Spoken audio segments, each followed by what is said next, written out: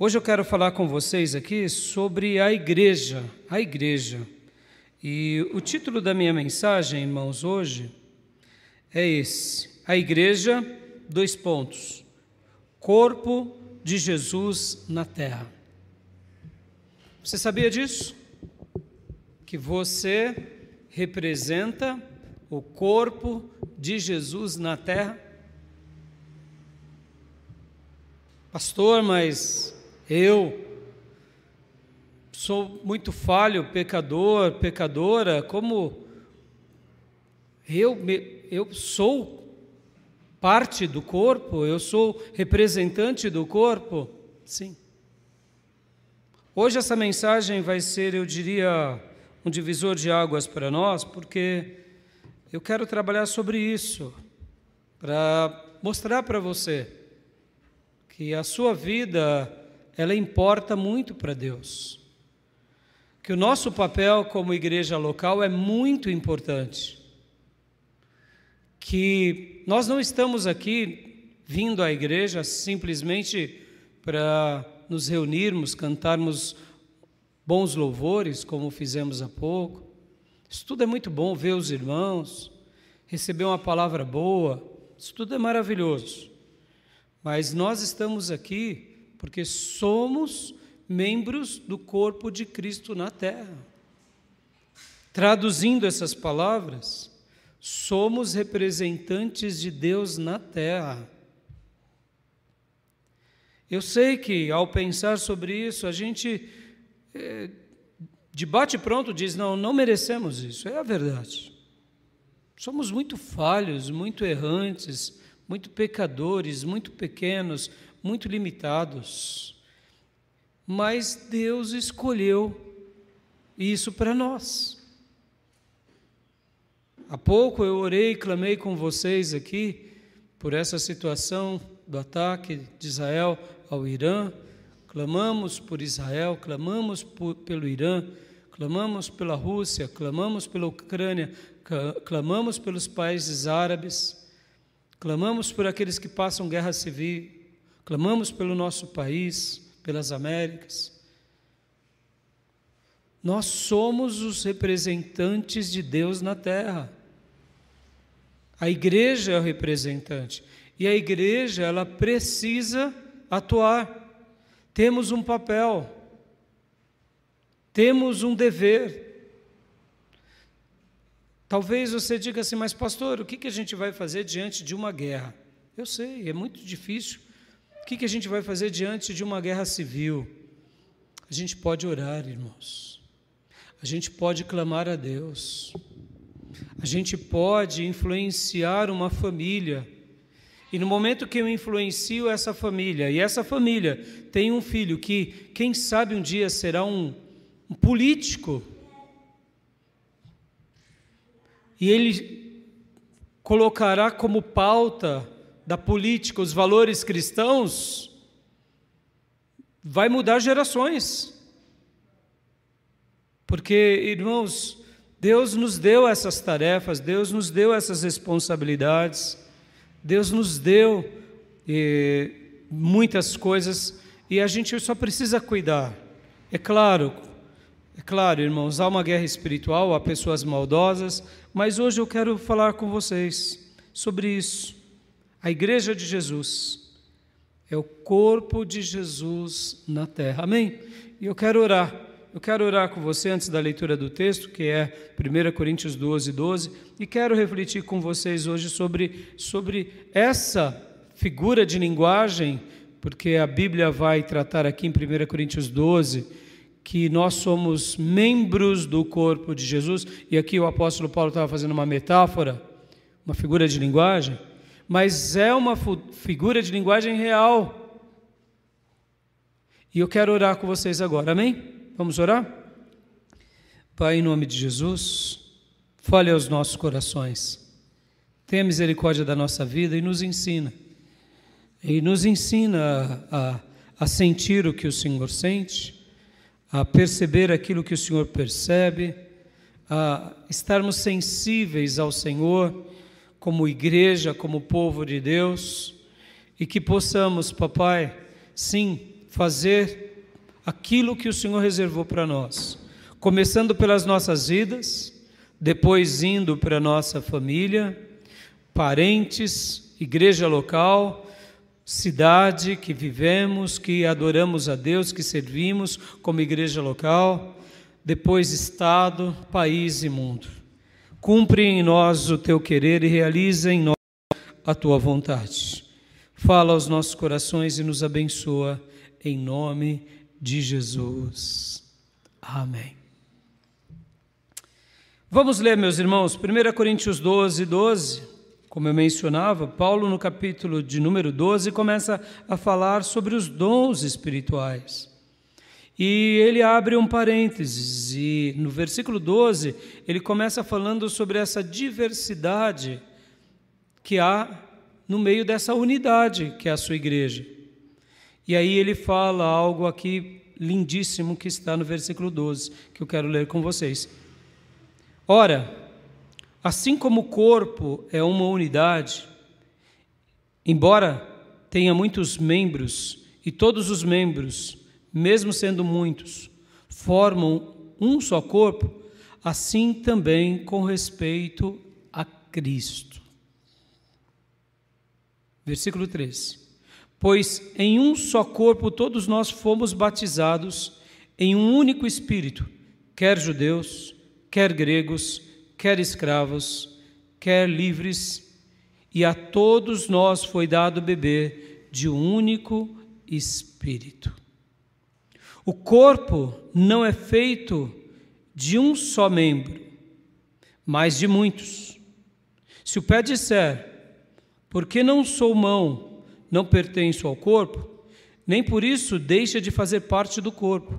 E se o ouvido disser, porque não sou olho, não pertenço ao corpo, nem por isso deixa de fazer parte do corpo. Se todo o corpo fosse olho, onde estaria a audição? Se todo o corpo fosse ouvido, onde estaria o olfato?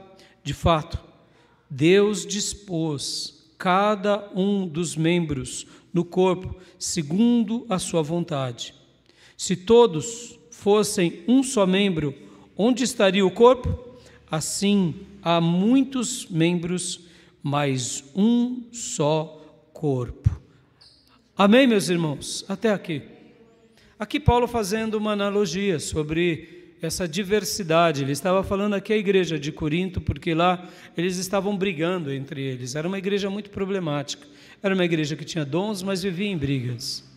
E aqui Paulo está se dirigindo especificamente a eles e faz essa analogia, mas ao mesmo tempo ele está extraindo essa verdade.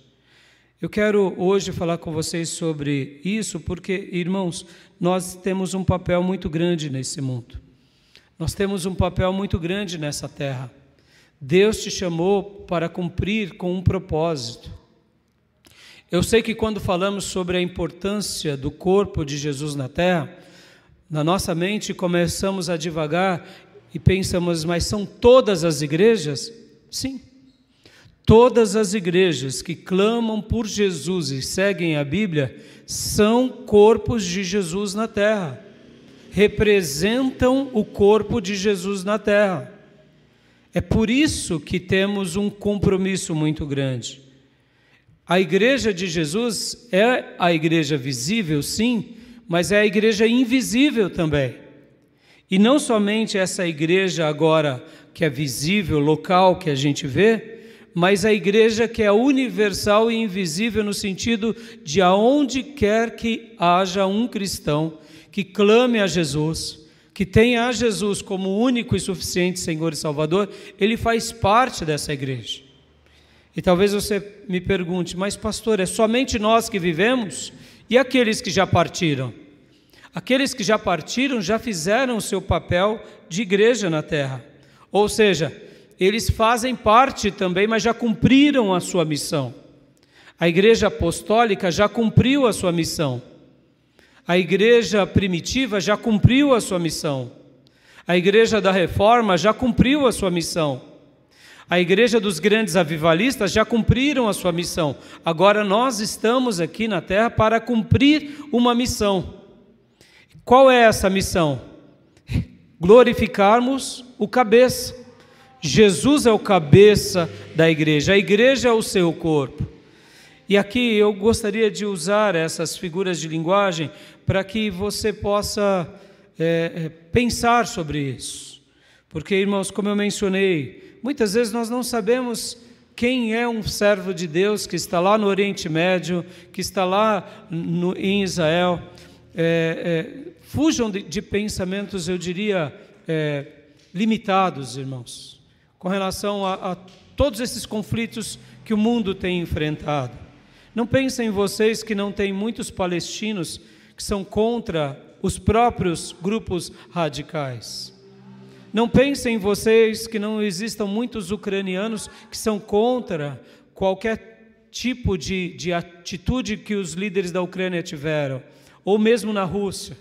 Não pensem em vocês que todas as pessoas no Irã são assim também como seus líderes.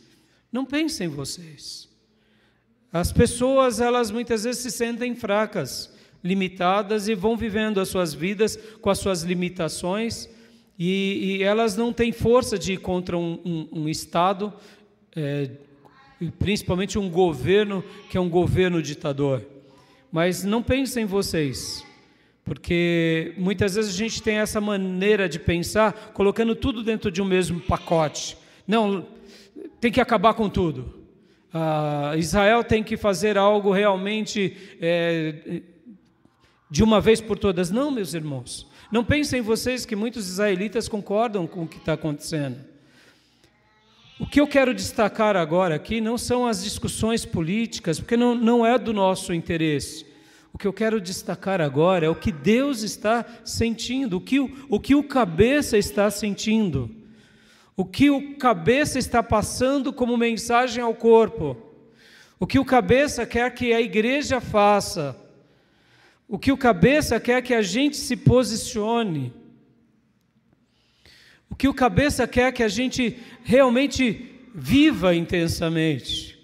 Porque, como eu mencionei no meu período de intercessão, a resposta para esse mundo é Jesus Cristo, Senhor.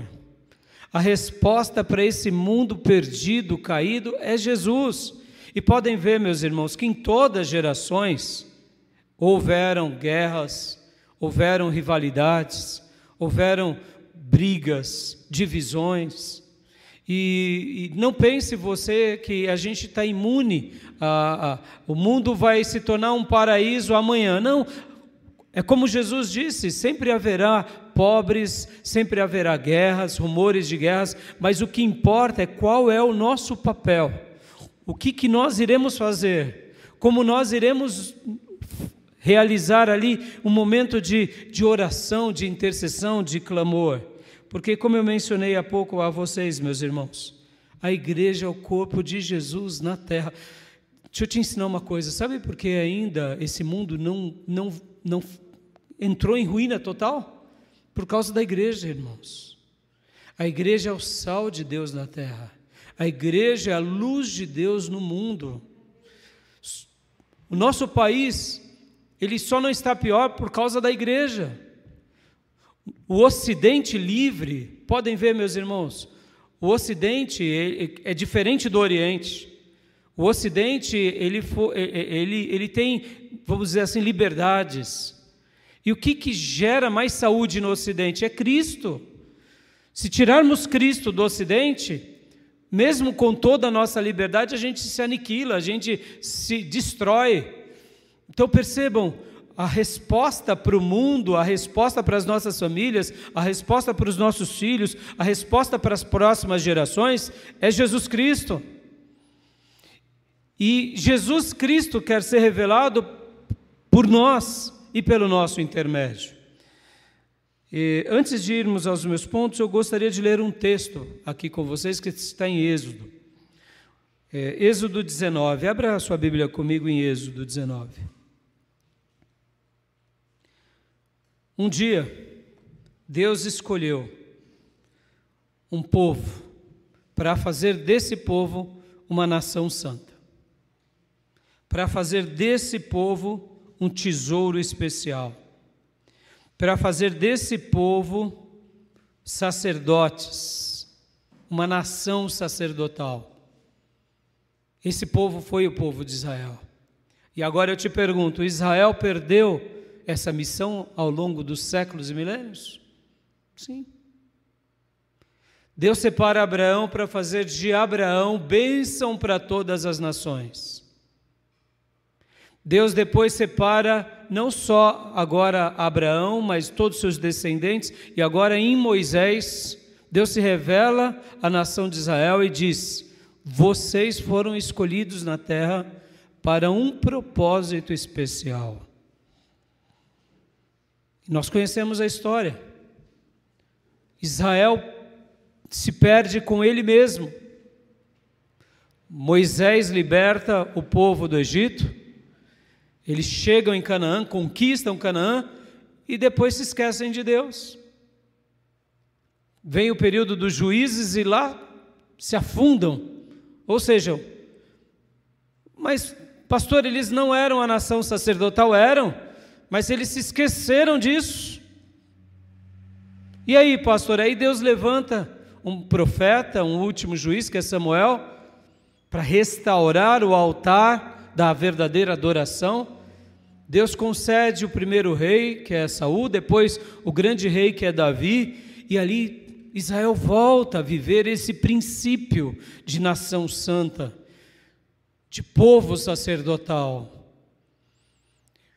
Deus dá um templo, dá uma casa, Deus escolhe habitar numa cidade, mas e aí, pastor? E aí que o povo se perde de novo. As 12 tribos se dividem de novo. Por quê? Porque se esqueceram do seu papel. E aí, pastor, na tribo do norte, Deus levanta uma escola de profetinhas, paupérrimos, que vestiam roupas de animais, e Deus sacode o mundo, a tribo do norte, a tribo do sul, sacode o templo com esses profetas, marca uma nova geração, levantando profetas na tribo do norte, levantando profetas na tribo do sul, levantando profetas no palácio, levantando servos de Deus. E aí, pastor, Deus restaura o altar, e depois eles se perdem de novo. Veio o cativeiro assírio, veio o cativeiro babilônico, e lá na Babilônia agora Deus levanta de novo um outro profeta. Quem? Deus levanta Daniel, Deus levanta Ezequiel, Deus levanta Esdras, Deus levanta Neemias. Para quê? Para restaurar o altar, e Deus restaura o altar. Perceba, irmãos, Deus não desiste de nós, Deus insiste com o seu povo, Deus levanta os seus servos.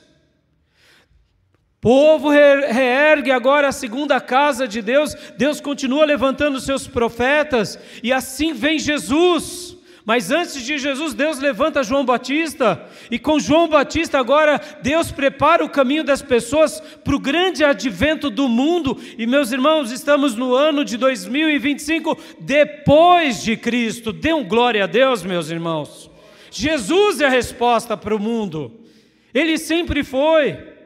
Agora olha só que mistério, Ele veio, Ele morre na cruz, Ele ressuscita ao terceiro dia, Ele se manifesta à sua igreja, Ele é levado aos céus, Ele derrama o Espírito Santo, e agora Ele pega a sua nação, e agora essa nação que era santa, que tinha sido separada, como a gente vai ler aqui, Deus repagina ela, porque agora a igreja é essa nação sacerdotal, aonde ela tem que fazer a diferença no mundo, e aqui estamos nós, e eu te pergunto, a igreja também falhou ao longo dos séculos? Sim, meus irmãos, a igreja falhou, quando ela se une ao Estado. Ah, pastor, mas nós somos protestantes, Lutero não falhou. Não, meus irmãos, Lutero também falhou. Conheço um pouco sobre a vida de Lutero. Lutero, logo depois da reforma protestante, também ele vai pregar aos judeus, porque ele pensou consigo mesmo, bom, se eu entendi como um líder católico o que era o verdadeiro evangelho, logo os judeus também vão entender. E os judeus cuspiram em Lutero, e Lutero, de contrapartida, também cospe nos judeus. Uma rixinha boba, é um erro de Lutero. E aí, pastor, os protestantes também têm os seus erros, meus irmãos. Porque logo depois da Reforma Protestante também, muitos príncipes se uniram a Lutero e ao protestantismo, não por causa de Cristo, mas por causa agora de uma independência do catolicismo. Ou seja, eles queriam uma alforria na autoridade política. Foi um erro também, meus irmãos. Se convertem não por Cristo, mas por causa de riqueza, status e poder. Isso foram erros. E nós, protestantes, não estamos imunes ao erro. O erro pode vir novamente sobre nós se a gente não tomar cuidado, mas lembra que eu disse? Deus não desistiu do seu povo. Deus continua insistindo com o seu povo. E hoje Ele quer imprimir no nosso coração que somos o corpo de Jesus na terra. Deus conta conosco. A sua oração importa, irmãos. A sua perseverança importa, irmã. O seu testemunho, a sua proclamação importa. Se você é um crente meio dos avessos, meio da pá virada, faz as coisas quando quer, eu quero te dizer que você está dando um péssimo testemunho. Se reposicione hoje. Deus te lavou com o sangue do Cordeiro. Deus te comprou com o sangue de Jesus. Valorize esse nome. Esqueça agora Batista, esqueça, é verdade. Esqueça, meus irmãos. Porque não é a tradição batista. A igreja batista é uma fofura. É realmente especial na história do mundo. Mas nós não podemos adorar a igreja batista.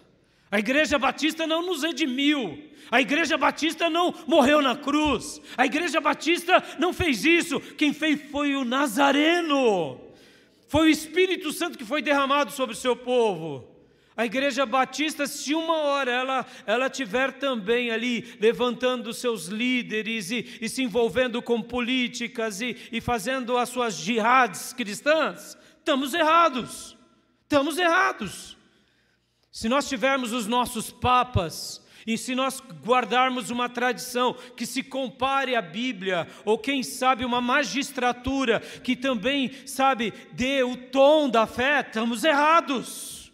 O que importa para nós, amados, é Jesus Cristo, o Senhor dos senhores e o Rei dos reis. O que importa para nós é a palavra de Deus e como nós nos posicionamos diante dela. E agora eu quero ler o texto de Êxodo, para eu ir para os meus pontos. Êxodo 19, olha só que texto maravilhoso, do versículo 1 ao versículo 6. No dia em que se completaram 3 meses em que os israelitas haviam saído do Egito, chegaram ao deserto do Sinai. Depois de saírem de Refidim, entraram no deserto do Sinai, e Israel acampou ali, diante do monte. 3 meses depois, 3 meses apenas em que eles tinham saído pelo Egito, passado ali pelo Mar Vermelho. Versículo 3. Logo Moisés subiu o monte para encontrar-se com Deus, e o Senhor o chamou do monte, dizendo: diga o seguinte aos descendentes de Jacó, e declare aos israelitas. 2 pontos, presta bastante atenção. Olhos de vocês nos meus olhos, por um minuto. Essas palavras Deus estava dizendo para Moisés, para ele dizer ao povo. Essas palavras deveriam ser consideradas em todo o Velho Testamento e Novo Testamento, porque a palavra de Deus é para mim e para você também. Amém, meus irmãos? Essas palavras têm tudo a ver com o cristianismo, tem tudo a ver com a igreja, tem tudo a ver com a nossa vida. Você é filho de Deus, você é descendente espiritual de Abraão, você crê no eterno, são palavras para nós, amém? Então preste bastante atenção, 2 pontos. 2 pontos. Diga o seguinte aos descendentes de Jacó e declare aos israelitas. Versículo 4. Vocês viram o que fiz ao Egito e como os transportei sobre asas de águias e os trouxe para junto de mim. Agora, se me obedecerem fielmente e guardarem a minha aliança, vocês serão o meu tesouro pessoal dentre todas as nações. Aleluias! Embora toda a terra seja minha, vocês serão para mim um reino de sacerdotes e uma nação santa. Estas são as palavras que você dirá aos israelitas. A igreja de Jesus é o Israel espiritual de Deus na terra. Amém, igreja? Podem ver que, fazendo as suas aplicações e a sua hermenêutica e exegese correta, quando nós obedecemos ao Senhor de todo o nosso coração, nós nos tornamos um tesouro especial ao nosso Deus. Embora tudo é de Deus, mas aqueles que declaram que Jesus é o Senhor, aqueles que dizem: Senhor, a minha alma é tua, o meu espírito é teu, a minha vida é tua, tudo que eu tenho e possuo são teus, você e eu nos tornamos um tesouro especial nessa terra. Deus olha para nós com um critério diferente, e é por isso que os profetas falavam que esses servos de Deus que são fiéis, eles são a menina dos olhos de Deus. Amém, meus irmãos? A igreja é a menina dos olhos de Deus. Deus nos vê de uma forma diferente, irmãos. Tudo é de Deus, mas Ele se alegra com esse ato de humildade, com essas declarações de fé. Meus irmãos, todos nós temos a liberdade de adorarmos qualquer coisa. Você tem a liberdade de seguir os seus ídolos de Hollywood, cinematográfico, musicais, ídolos das religiões, seguir os demônios, cada um pode escolher o que quiser, mas na hora que alguém diz: a minha alma, o meu ser, o meu coração, tudo que tenho e possuo, é de Deus, é de Jesus, e eu entrego voluntariamente, conscientemente a esse Cristo, o Pai se alegra nos céus. Por isso que Ele te vê de uma forma especial. Por quê, irmãos? É porque Deus está dizendo: você entendeu o meu projeto, você entendeu a minha obra, você entendeu os meus planos, você é um tesouro especial de Deus. Amém, meu irmão? Diga para o irmão que está do teu lado: você é um tesouro especial do Senhor. Diga: você é um tesouro especial de Deus na terra. A vocês que nos acompanham nas redes sociais, vocês são um tesouro especial na terra. Você é um tesouro especial de Deus na terra. Aonde quer que você esteja, meu irmão, é promessa. Deus disse 3 meses depois a Moisés: Moisés, diga para esse povo, estão fugindo, estão com medo, vão ter, eu imagino aqui, né, Deus, vai ter 40 anos que eles vão passar aqui, mas eu preciso já mostrar quem eles são, eu preciso mostrar quem eles são. E Deus não para aqui, meus irmãos. Ele diz: vocês serão para mim um reino de sacerdotes. Aleluias! Você é um sacerdote, meu irmão. Você é um sacerdote do seu lar. Minha irmã, você é uma sacerdotisa de Deus no seu lar. A sua oração será ouvida por Deus. Qual era o papel do sacerdote, irmãos? Há uma coisa muito simples e muito objetiva, que é a diferença do profeta e do sacerdote. O profeta é aquele que é a boca de Deus entre os homens, ou seja, o profeta é aquele que ouve a palavra de Deus e passa agora às pessoas. Moisés era o profeta.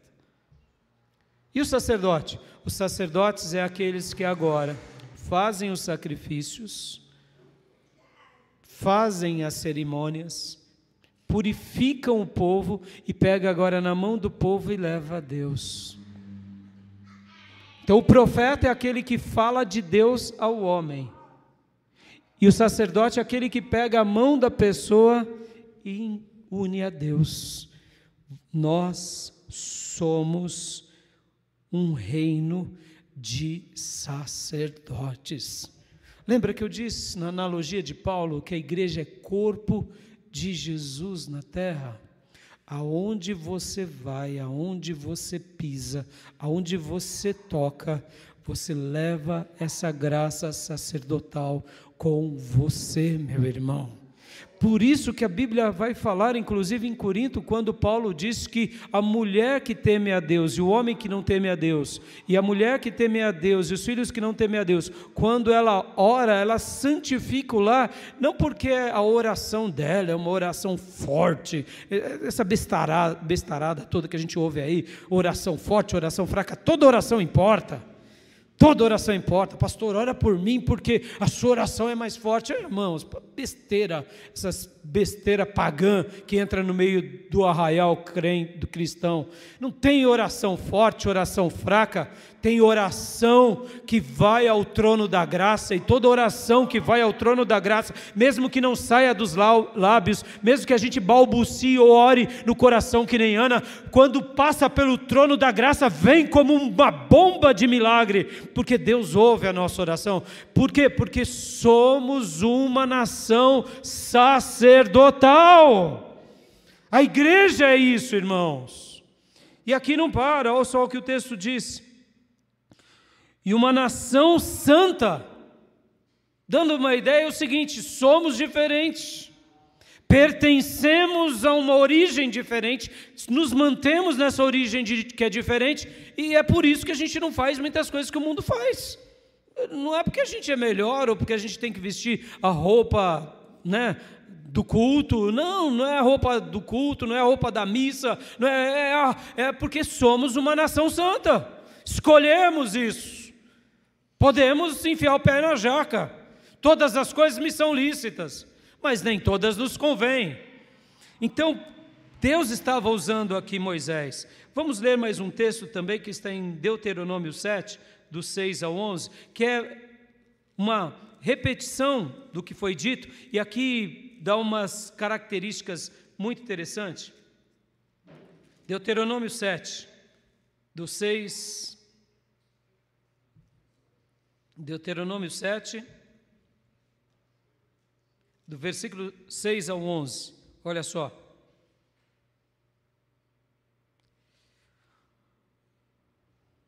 Pois vocês são um povo santo para o Senhor, o seu Deus. O Senhor, o seu Deus, os escolheu dentre de todos os povos da face da terra, para ser o seu povo, o seu tesouro pessoal. Versículo 7. O Senhor não se afeiçoou a vocês, nem os escolheu, por serem mais numerosos do que os outros povos, pois vocês eram o menor de todos os povos. Mas foi porque o Senhor os amou, e por causa do juramento que fez aos seus antepassados. Por isso ele os tirou com mão poderosa e os redimiu da terra da escravidão, do poder de Faraó, rei do Egito. Saibam, portanto, que o Senhor, o seu Deus, é Deus.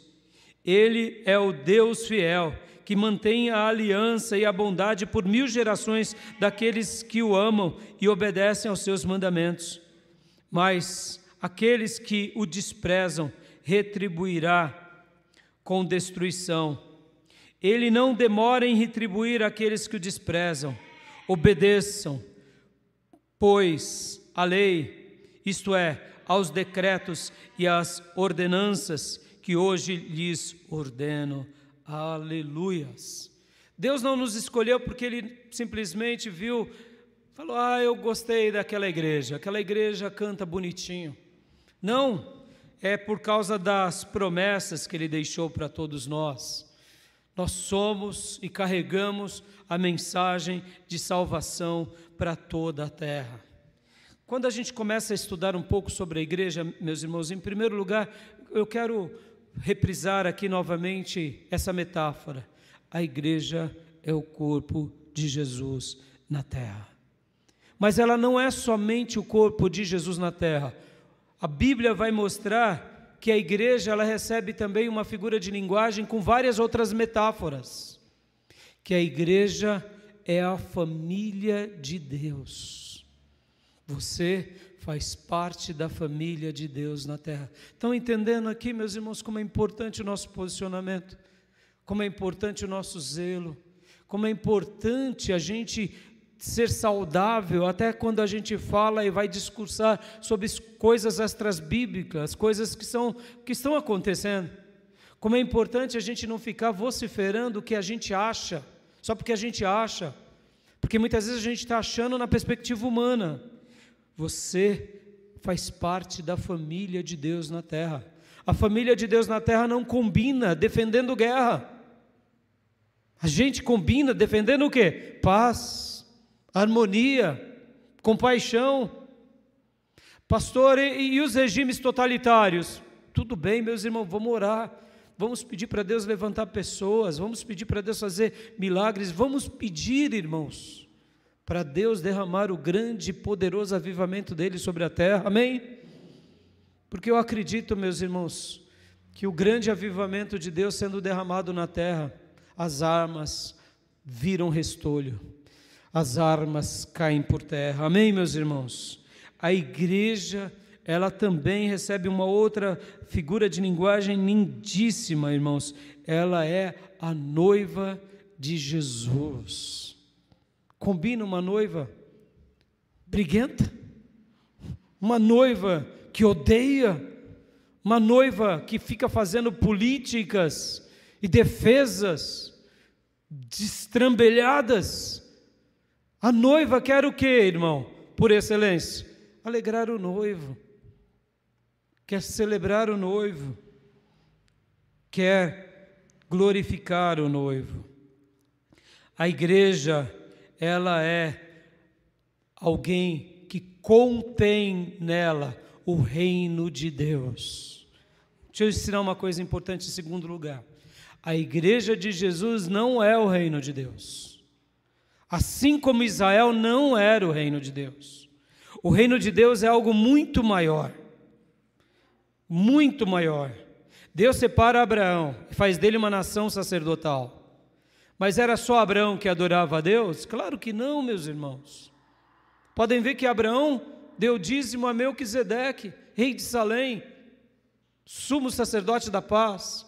Quem era Melquisedeque? Nós não sabemos. Deus tem filhos, Deus tem filhas. Deus faz obras que estão além da nossa compreensão, que estão além aqui das nossas quatro paredes, que estão além das nossas teologias, muitas vezes intrincadas.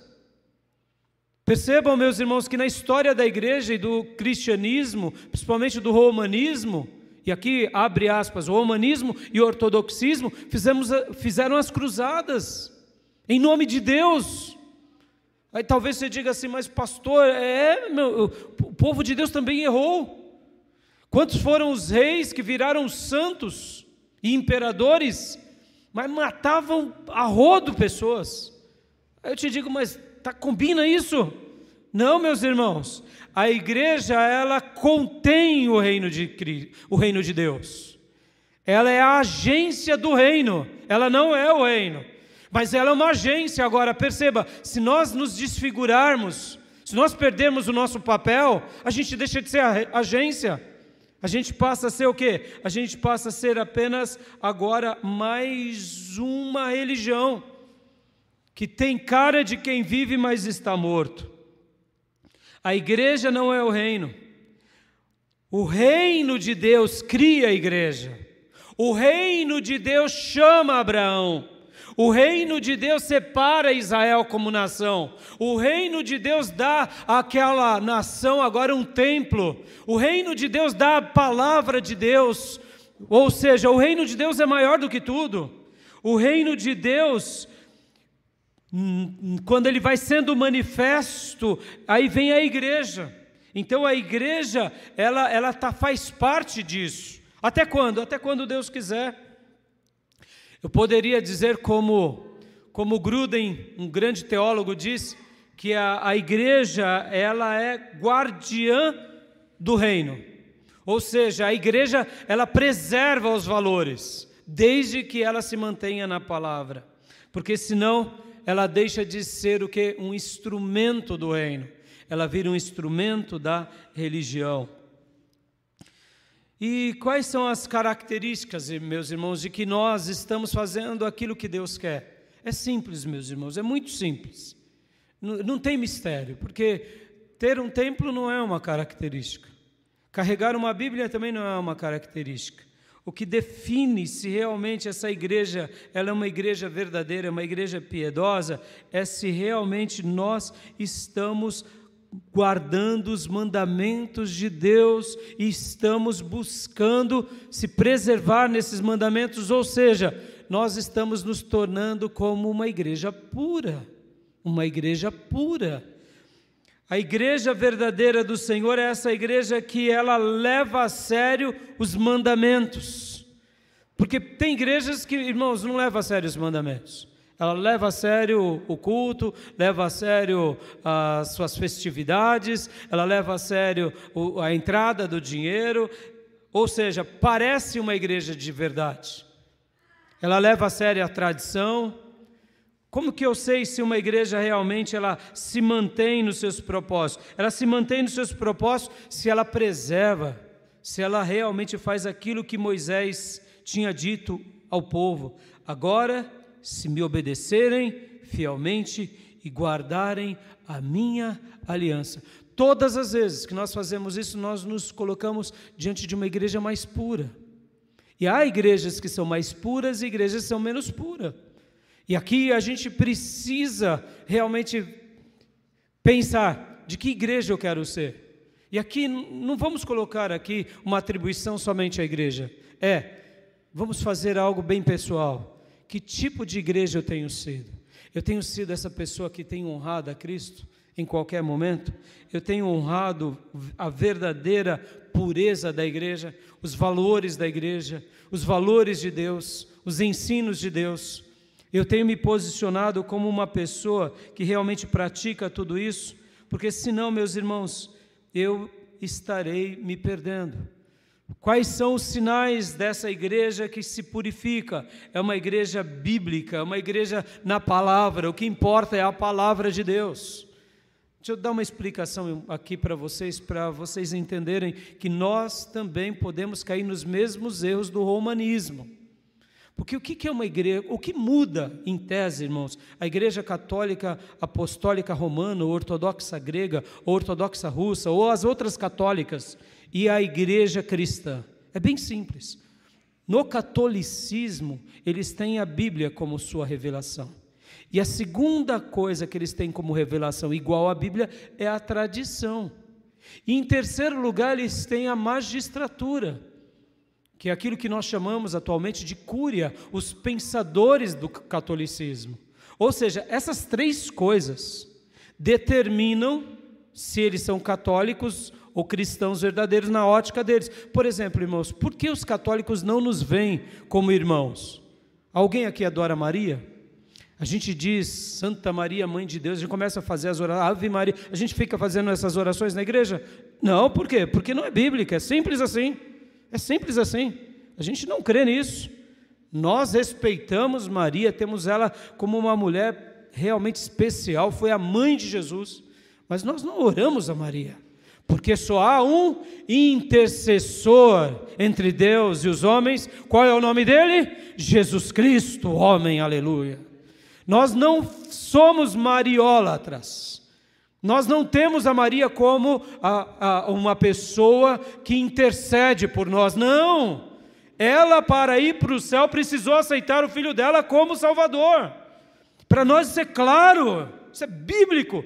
Ela sim foi uma santa mulher, sim foi uma pessoa piedosa, teve Jesus ali engravidou sendo virgem pelo poder do Espírito Santo. Maria é uma pessoa magnífica, como José, meus irmãos, mas jamais podemos adorá-la. Assim como não podemos adorar a mais ninguém. Então, dentro do catolicismo, o que acontece? Eles não enxergam isso na Bíblia. Mas aí a tradição vai falar o quê? Que Maria é corredentora da humanidade. Onde está na Bíblia? E aí vem o terceiro lugar, que é a magistratura. A magistratura vai falar assim: você não pode maldizer Maria.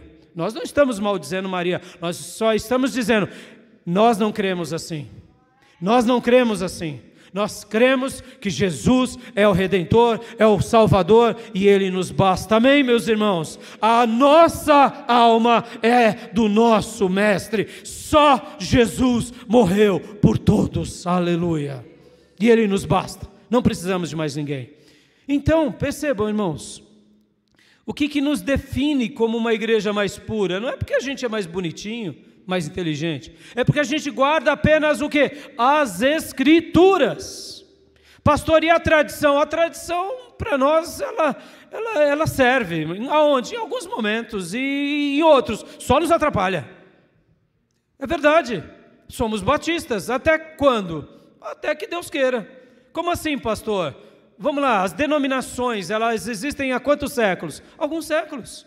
E antes? Não existia esse negócio de denominação, irmãos. E amanhã?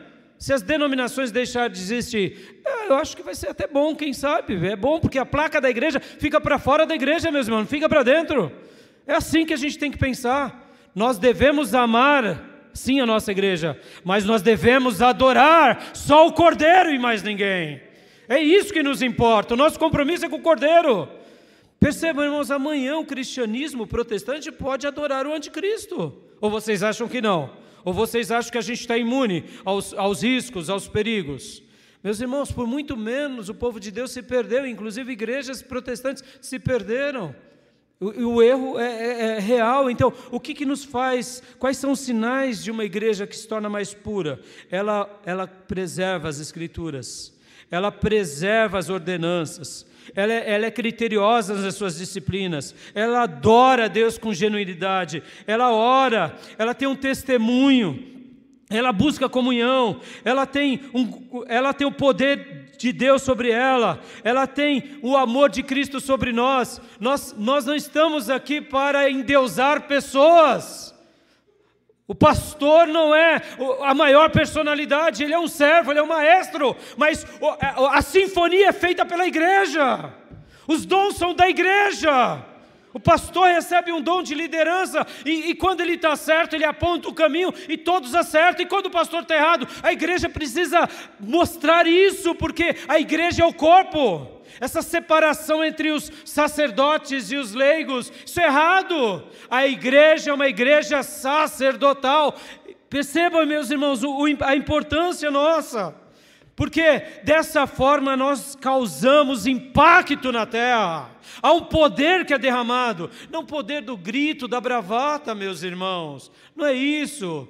Vocês sabem que na história do protestantismo, algo que nos atrapalhou, há uma virtude nossa que é o poder da pregação.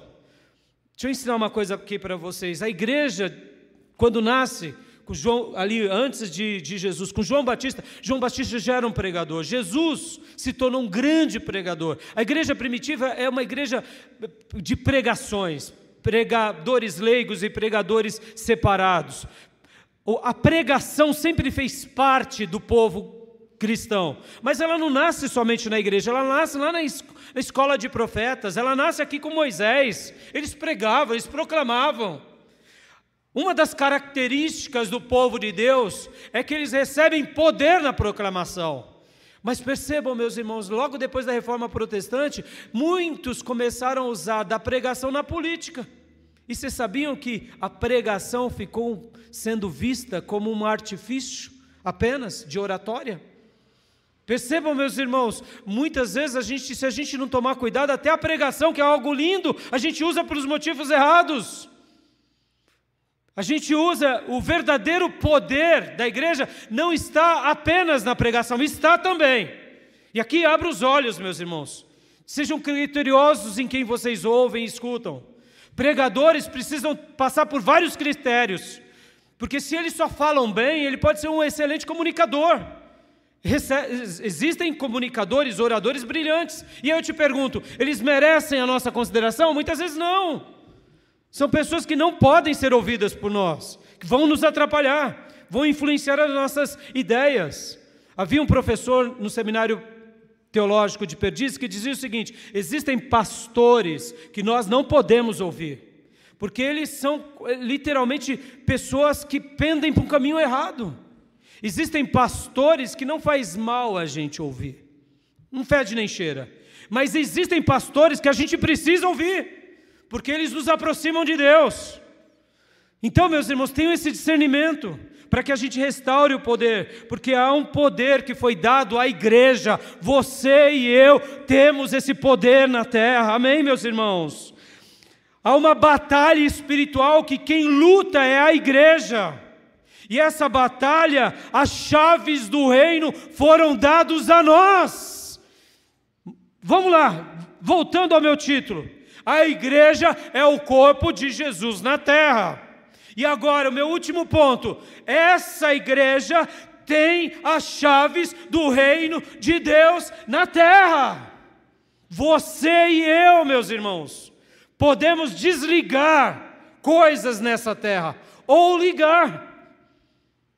Isso é muito lindo, amados, isso é muito precioso. Por isso que eu falei há pouco sobre as características de uma igreja pura, porque de repente, se eu sou um pastor que estou influenciando vocês para as coisas erradas, a gente vai querer ligar o quê? Ligar riqueza, ligar poder político. Estão entendendo? Olha as besteiradas aí. Uma igreja de um Jesus fofinho, de um Jesus interessante para as coisas dessa terra. Não, meus irmãos, a igreja de Jesus, ela tem as chaves do reino de Deus na terra. E eu quero ler com vocês, abram comigo agora em Mateus 18, 17. Mateus 18, 17. A gente já está chegando ao final. Mateus 18, 17. O que você gostaria que Deus fizesse na sua vida e na sua família? O que você gostaria que Deus fizesse no nosso mundo hoje? As chaves estão na igreja. Mateus 18, 17 e 18.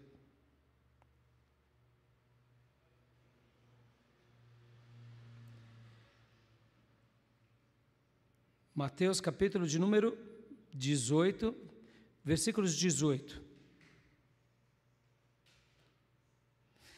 Digo-lhes a verdade, tudo que vocês ligarem na terra, terá sido ligado nos céus. E tudo o que vocês desligarem na terra, terá sido desligado nos céus. Você crê nessa promessa, irmão? Está entendendo aqui, meus irmãos? Somos representantes de Deus na terra. O que você tem pedido? Você tem pedido dinheiro? Para de ser pequeno. Para de ser infantil. Você tem pedido glória, visibilidade, status. Deixa de ser besta. Deixa de ser bobo. Essas coisas são úteis para a sociedade. Na igreja só tem uma pessoa que merece o prestígio, é o Nazareno, é a glória dele. E o que mais, irmãos? A gente é servo.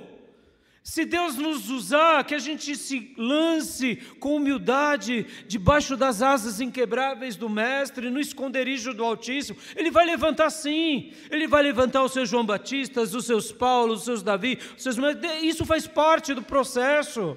Deus usou um jumento, por que não pode usar um pastor em uma igreja? Ele usa quem Ele quer. Ele não nos escolheu porque Ele se afeiçoou de nós. Ele nos escolheu porque estamos debaixo de uma promessa que Ele fez a Abraão, que Ele fez a Isaac, e Ele fez a Jacó, e Ele cumpre a palavra dEle. A gente, meus irmãos, pode ligar coisas lindas nessa terra. Está nas nossas mãos. Versículo 19. Também lhes digo que se dois de vocês concordarem na terra, em qualquer assunto sobre o qual pedirem, isso lhes será feito por meu Pai que está nos céus. Pois onde se reunirem 2 ou 3 em meu nome, ali estou no meio dele. Aleluias! E para a gente encerrar, meus irmãos, vamos ler aqui um texto de Pedro, primeiro livro de Pedro, capítulo 2, 1 Pedro 2. Quero ler com vocês aqui, 1 Pedro 2, e a gente vai orar.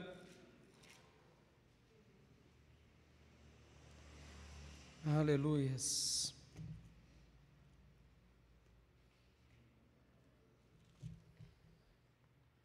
Glória a Deus. Vamos pedir, meus irmãos, vamos pedir para que o Senhor nos ajude. 1 Pedro 2, versículo 9, esse texto é magnífico. Eu sou apaixonado pela Bíblia, a Bíblia toda é linda, mas alguns textos é como se Deus assim imprimisse em nós, dizendo: meu filho, é isso que eu vejo em você, é isso que eu espero de você, é isso que eu aguardo de você. Olha só, 1 Pedro 2,9, vocês, porém, deixa eu fazer uma explicação aqui, tá? Lembra que eu li? Lá era Moisés falando aos israelitas, né? Certo? Agora é Pedro falando à igreja. É Pedro falando comigo, com você.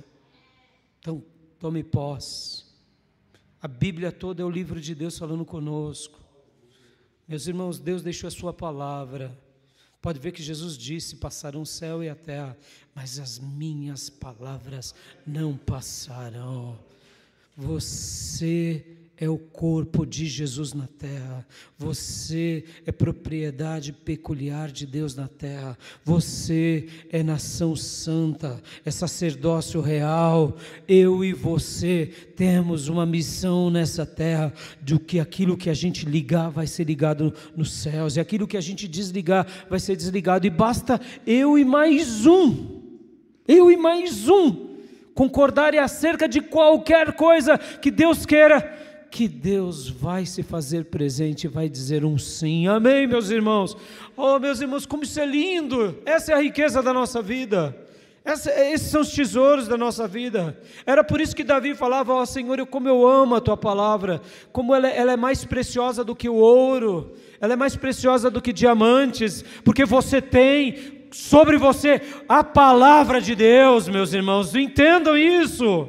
Isso é maravilhoso para nós. E é por isso que a gente tem que temer de não ser uma igreja meia boca, uma igreja, uma noiva requenguela, uma noiva materialista, uma noiva de um Jesus fofinho, porque aí a gente perde o sentido, aí a gente vai estar só conquistando as nossas bobeirinhas, os nossos troféuzinhos, as nossas besteirinhas, e de besteirinhas o cristianismo já morreu, padeceu, e é para isso que a gente está aqui, para reescrever a história, é para ver o nosso país sendo salvo, para ver a nossa casa sendo salva, os nossos filhos sendo libertos, o temor sendo resgatado, o avivamento vindo sobre a terra. É isso que importa para nós, meus irmãos. A gente tem que saber que a gente não faz nada disso, a gente só se coloca diante dele e diz: eis-me aqui, Senhor. Quando o Senhor derramar o teu grande avivamento, te reserva, nem que seja o último lugar, no último banco, mas deixa eu participar, pelo amor de Deus, pelo teu amor, Senhor, deixa eu participar do teu avivamento.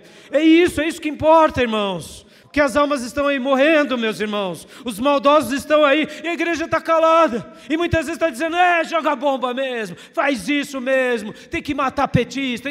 Vamos parar de besteira, vamos parar de tolice, vamos parar de coisas infantis. A gente tem que amar a todos, amém, meus irmãos? Olha, vamos lá, vamos ler o texto para a gente orar e encerrar. Vocês, 1 Pedro 2,9, vocês, porém, são geração eleita. Você é uma geração eleita ou não?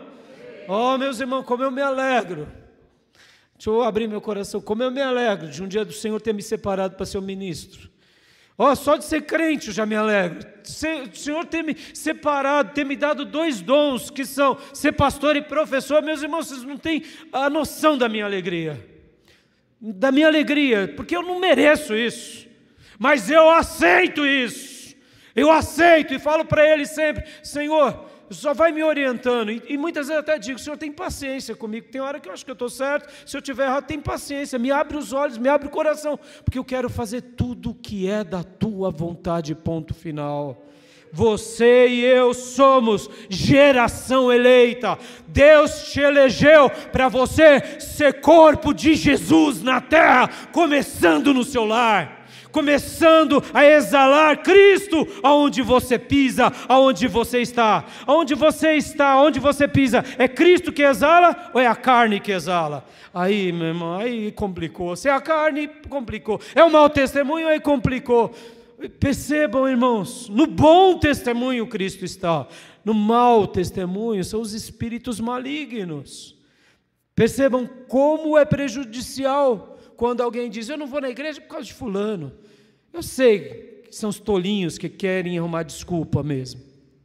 Mas sejamos honestos. Quando a igreja perde a sua pureza, quando o crente perde o seu temor, perdeu tudo. Sejamos honestos.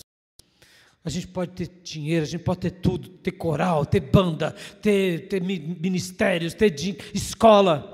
Perdeu a característica de corpo, não tem mais sentido nenhum. Amém, meus irmãos? Vocês, porém, são geração eleita, sacerdócio real. Você é um sacerdócio real. Como assim, pastor? Eu não sou, eu sou o Zé das Couves, a Maria das Couves, eu não sei que rei, o quê? Você é sacerdote real, porque você serve o Rei dos Reis e o Senhor dos Senhores.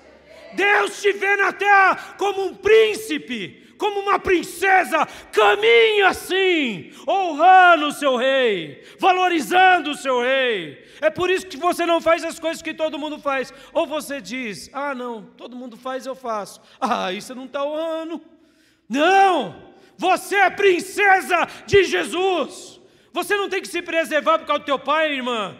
Você não tem que se preservar por causa do teu marido, mulher. Irmão, você não tem que se preservar por causa da sua esposa. Você tem que se preservar porque tem alguém que olha você em qualquer lugar, onde quer que você esteja, e Ele chama-se Jesus Cristo, Senhor. Você e eu somos sacerdotes desse Rei. Continuemos. Nação santa, aleluia. Ou seja, nação separada. Deixa eu te ensinar uma coisa, porque o cristianismo, o protestantismo, e aqui eu quero fazer uma defesa, ele nos faz ser tão militantes, irmão, porque a gente é colocado numa história. Por exemplo, eu sou nordestino. Essa época de frio aqui, vocês não imaginam o que eu sofro. Eu me lembro até hoje, um dia eu falei, mas por que eu detesto tanto frio, meu Deus? Eu não posso, pé gelou, mão gelou, eu sofro, porque eu sofro. Aí um dia foi como se Deus falasse, você nasceu aonde, filho? Eu fui gerado lá em Riba, lá, meu irmão, né? Primeira coisa quando eu vim para São Paulo pequenininho, de 1 ano e 3 meses, 1 ano e 4 meses, que eu ganhei foi uma pneumonia.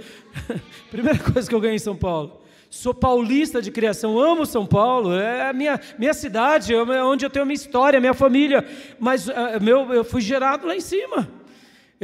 Eu brinco com os irmãos que gostam de frio, vocês sabem, eu gosto de praticar esporte, irmãos, muitas vezes eu estou correndo, estou fazendo um Cooper, 30 graus, eu vejo as pessoas assim andando, e eu estou assim sorrindo, 35 graus, eu fico tranquilinho, biotipo. Por que eu estou falando isso? Percebam, eu vim do Nordeste, fui criado aqui, faz parte da minha linhagem. Quando nós nos convertemos, você é enxertado na videira verdadeira. Por isso que a gente ama o cristianismo, por isso que a gente passa a amar o povo judeu, porque o cristianismo nasce do judaísmo. Agora vem cá, são todas as decisões dos judeus que a gente vai endossar? Claro que não. Só para te lembrar, tem um monte de judeu que foi anticristo também, e tem um monte que é anticristo também, não é porque é judeu que está tudo resolvido, não. Nós fazemos parte da nação santa, separada, não é santa de auréola não, meus irmãos, não é santa de evangeliquez não, é santo porque se separa, pode enfiar o pé na jaca e dizer, eu não vou fazer. Por quê? Porque eu temo o Nazareno, eu tenho um amado, e ele me ama, e eu o amo, e o nome dele é Jesus Cristo, aleluias.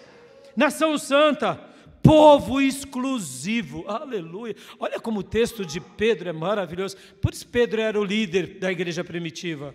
Vocês são geração eleita, sacerdócio real, nação santa, povo exclusivo de Deus. Ou seja, Deus é a minha prioridade, os ensinos de Deus são as minhas prioridades, a pessoa dele é a minha prioridade, aleluias. povo exclusivo de Deus. Para quê? Aí entra a nossa missão, para anunciar as grandezas daquele que os chamou das trevas para a sua maravilhosa luz. Aleluia! Ele nos resgatou, Ele nos tirou do lamaçal do pecado e nos firmou o pé sobre a rocha. E agora a gente está aqui. Para quê? Para anunciar essa salvação para todos, e não para a gente ficar aqui morrendo nos nossos cafofos. Não, Senhor, me dá mais dinheiro. Não, Senhor, me dá mais riqueza. Não, Senhor, manda bomba mesmo no inimigo e acaba com eles e preserva. Não, Deus nos separou daquilo que um dia era trevas, para que agora a gente anuncie o Evangelho. Eu e você somos corpo de Jesus na terra. Há um poder de desligar qualquer coisa e ligar em nome de Jesus. Recebe, meu irmão, essa palavra. Você foi separado por Deus com um propósito especial. Que Deus possa olhar para nós aqui, essa pequena igreja em Ferraz, e dizer: como eu me alegro daquela igreja. Como eu me satisfaço com aqueles irmãos. Aonde eles vão, eles deixam as minhas digitais. Onde eles vão, eles produzem os meus sinais. Por quê? Porque eles entenderam que eles são um povo exclusivo meu. Aleluias! Que Deus possa continuar falando ao seu coração, meu irmão. E eu quero só orar agora com você. Qual é o meu motivo de oração agora? É esse, é dizendo: Senhor, me ajuda a te honrar, me ajuda a ser sal, ser luz, me ajuda a ser igreja, me ajuda a sentir o que o Senhor sente, me ajuda, me livra de mim mesmo, da religião tola, fútil e vã, e me ajuda, Senhor, porque eu quero ser corpo de Jesus na terra. Quando eu entrar na minha casa, eu quero que a paz de Deus, que excede o entendimento, entre comigo, e que se houver algum demônio, ele saia correndo. Quando eu chegar no meu ambiente de trabalho, eu quero que os Exus caiam por terra. Eu quero que tudo aquilo que tranca as ruas seja destruído. Não porque a gente vai ficar declarando fé estúpida, fé burra ou ofendendo as pessoas. Não, porque aonde a gente chegar com Cristo, que todo mal caia por terra em nome de Jesus, amém?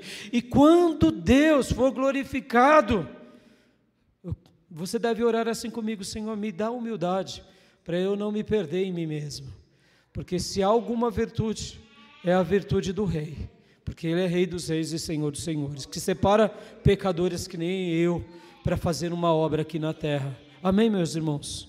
E a você, antes de orar, que ainda não entregou a sua vida a Jesus, entregue-se a Ele, se renda a Ele, se lance. Só Ele morreu para te salvar. O Salmo diz: provai e vede que o Senhor é bom, se renda a Ele. Se você tem dúvida, não tem problema, diga a Deus: Senhor, se revela a mim. O maior interessado na sua alma não é o pastor, não é a igreja. O maior interessado na sua alma é aquele que morreu por você. Se você já resolveu esse dilema, esse conflito interno, então entregue-se a Ele. Diga: Jesus, a partir de hoje, a minha alma é tua, o meu espírito é teu, e eu vou te seguir e te amar e seguir a tua palavra para o resto da minha vida. E aí aguarde, porque você vai ver como é bom seguir ao Senhor. Amém? Pai, muito obrigado por essa palavra, Senhor. Ajuda-nos a cumprir a nossa missão, o nosso propósito de sermos corpo de Jesus na terra. Livra-nos de uma tradição humana, livra-nos de uma magistratura terrena e nos ajuda a seguir, ó Deus, aquilo que os teus servos no passado seguiam, que é a tua palavra. Apenas ela, Senhor, porque passarão o céu e a terra, mas as tuas palavras não passarão. Muito obrigado, Pai, muito obrigado, Deus, por essas palavras, por sabermos que somos, ó Pai, uma nação santa, nação sacerdotal, um povo eleito, uma nação exclusiva de Deus. Ó Deus, realmente continue falando ao coração dos meus irmãos e irmãs, e imprima no nosso coração, Senhor, esse zelo de Te glorificar, de Te honrar, de sermos sal e luz, não para mostrar as nossas virtudes, os nossos conhecimentos, nem as nossas patentes, não, nada disso, mas para enobrecermos o Teu nome. E ó Deus, se for da Tua vontade, continue usando essa igreja, papai. Continue usando essa igreja como sal e luz, continue usando cada membro, cada família aqui, e ouça as nossas orações, papai. Salva as nossas almas, salva as nossas famílias, salva todas as famílias pelas quais intercedemos, salva o Brasil, papai, salva as Américas e o mundo, e derrama um grande avivamento no mundo, Senhor.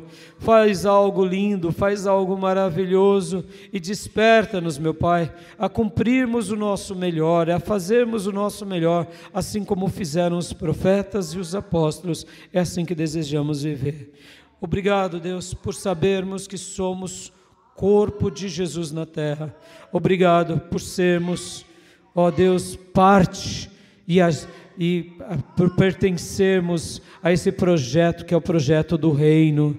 Revela-te a cada um dos meus irmãos e irmãs, e aquelas almas que estão agora se rendendo a Cristo, nos seus corações, ou se reconciliando com Deus, ouça, papai, essas orações, e enche-os do Teu Santo Espírito, enche-os do Teu Santo Espírito, e faça uma grande obra entre nós.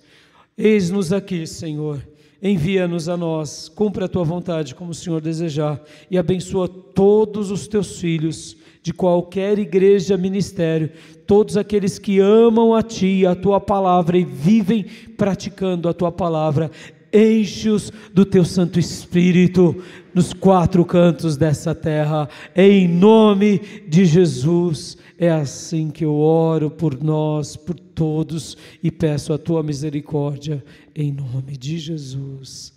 Amém. Amém, meus irmãos? Que o Senhor nos ajude, amém? Deixa essa palavra no seu coração, quero dar a bênção apostólica. Que a graça do Senhor Jesus, que o amor de Deus Pai e as santas e eternas consolações do Espírito Santo de Deus estejam com todos nós, com todos vocês, agora e para sempre. Amém. Que Deus te abençoe, te dê um domingo muito abençoado. Pode se abraçar aos irmãos que nos acompanham pelas redes sociais. Foi um prazer estar com vocês aqui. Deus abençoe. Está encerrado o nosso culto.